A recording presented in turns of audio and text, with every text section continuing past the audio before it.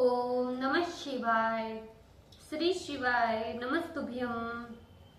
श्री आदिशक्ति पार्वती माताए नमः।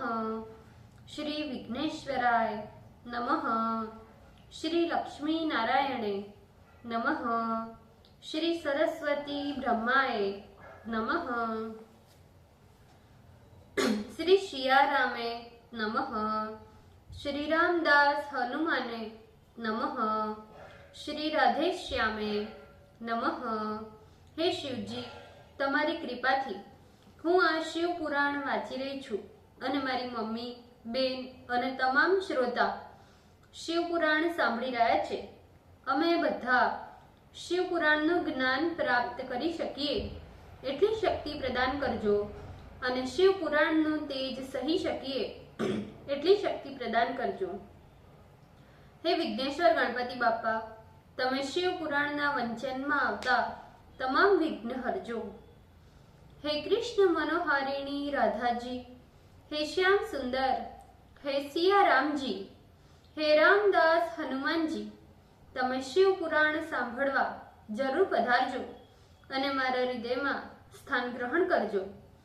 ઓમ નમઃ શિવાય। શ્રી શિવાય નમસ્તુભ્યમ। पंचम संहिता 150 अध्याय, पेज नंबर 1537।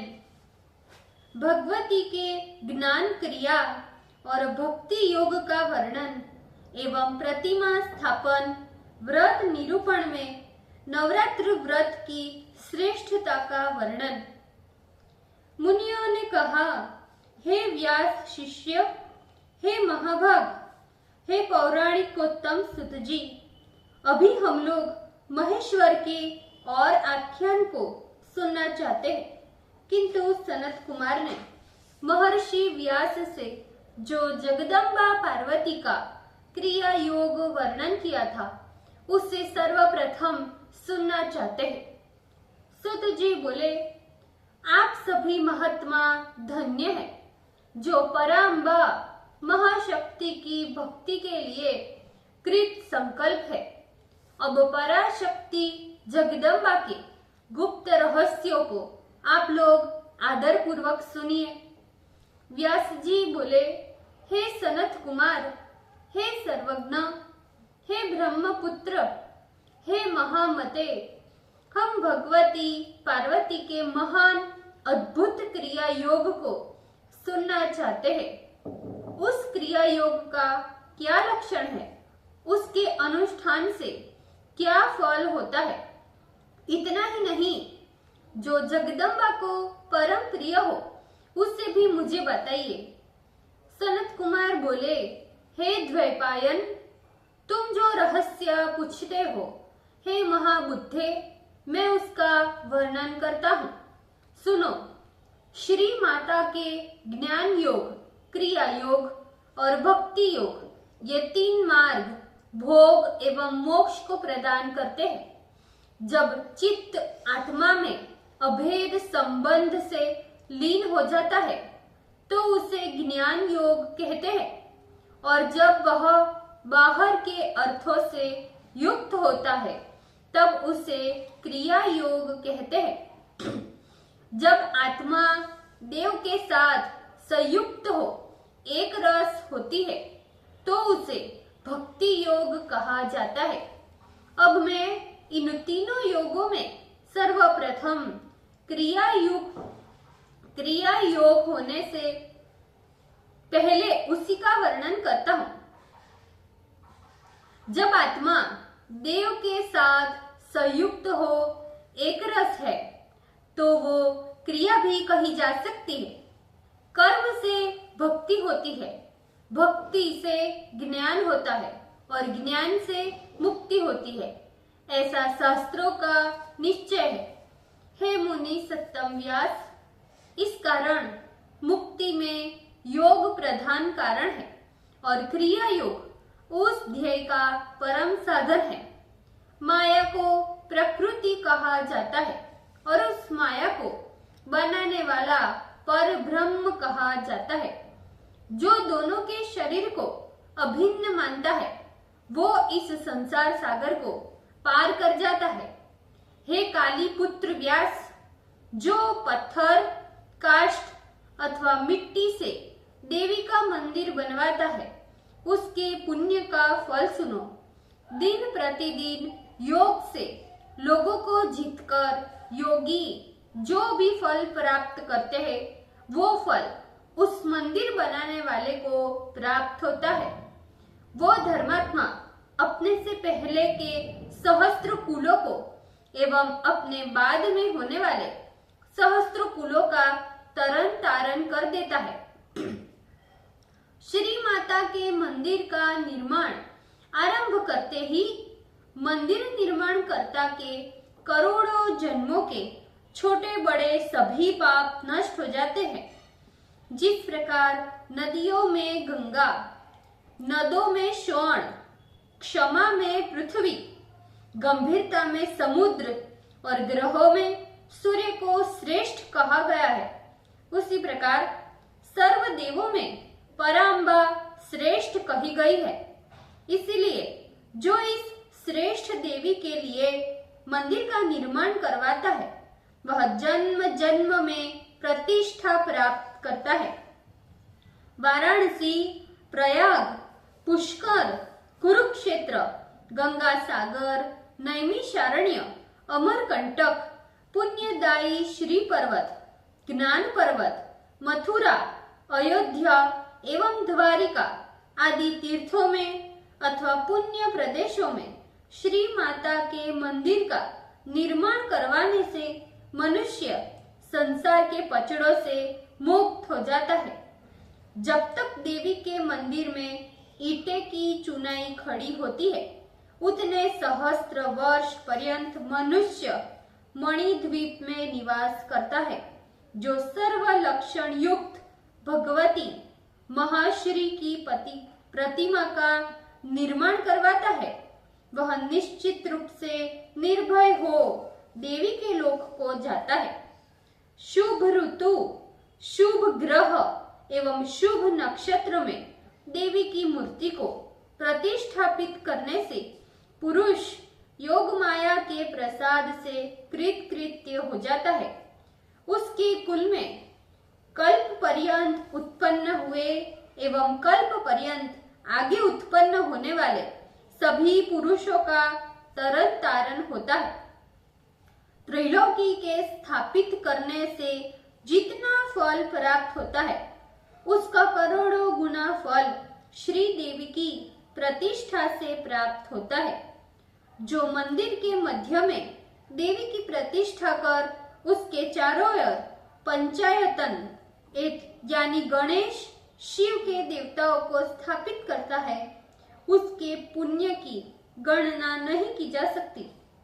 सूर्य चंद्र ग्रहण में विष्णु के नामों को करोड़ों बार जपने से जो फल प्राप्त होता है उसका करोड़ गुना फल शिव नाम के जपने से प्राप्त होता है एवं शिव नाम को करोड़ बार जपने से जो फल प्राप्त होता है उसका करोड़ गुना फल देवी के नाम जपने से प्राप्त होता है। इस प्रकार देवी नाम जप का करोड़ गुना फल देवी के मंदिर का निर्माण करने से प्राप्त होता है। जिसने त्रिगुणात्मिका श्री अम्बा को मंदिर में प्रतिष्ठापित किया उसे भगवती की कृपा दृष्टि से कुछ भी अलभ्य नहीं रहता। उसके पुत्र पौत्रादि निरंतर बढ़ते रहते हैं, पापों का नाश हो जाता है। इतना ही नहीं, जिसने मन से भी देवी प्रतिष्ठा की इच्छा की वे भी मुनि दुर्लभ उमालोक को प्राप्त करते हैं। किसी को मंदिर बनाते देख जो ये सोचता है कि जब मुझे संपत्ति प्राप्त होगी तो मैं भी मंदिर बनाऊंगा, उसके सारे कुल के लोग स्वर्ग जाते हैं, इसमें संशय नहीं। महामाया की कृपा होने पर उसके लिए त्रिलोक में कोई भी वस्तु दुर्लभ नहीं रहती।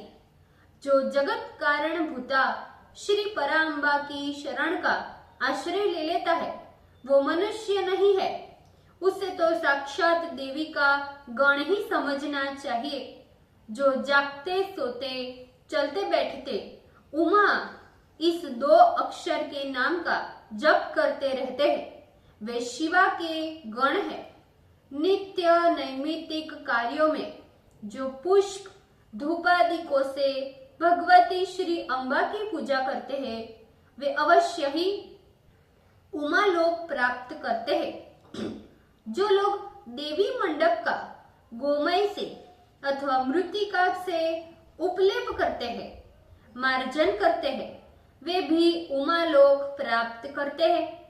जिन्होंने भगवती श्री माता के भव्य मंदिर का निर्माण करवाया, उनके कुल में उत्पन्न लोगों को माता आशीर्वाद देती है कि ये मेरे भक्त 100 वर्ष तक निरापद जीवित रहे, उन्हें कदापि आपत्ति ना हो।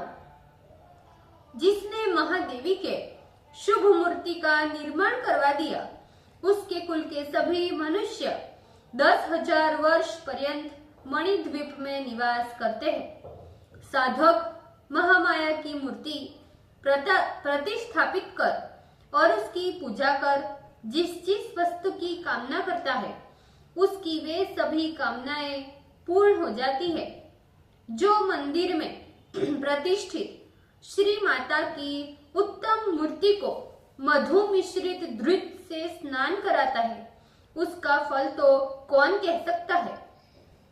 एक वर्ण गौ के दूध से अथवा चंदन, अगरू, कपूर, जटामासी, मोथा आदि औषधियों से मिश्रित जल से श्री देवी को स्नान कराए, 18 वस्तु मिश्रित धूप की आहुति प्रदान करे, घी तथा कपूर की बत्ती से आरती उतारे, कृष्ण पक्ष की अष्टमी, नवमी, अमावस्या तथा पूर्णिमा तिथि को गंध पुष्पों द्वारा विशेष रूप से पूजन करे, मातृसूत, देवी सूत का पाठ करे और अथवा मूल मंत्र का जप करे।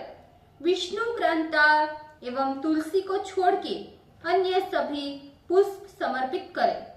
कमल को विशेष रूप से समर्पित करे।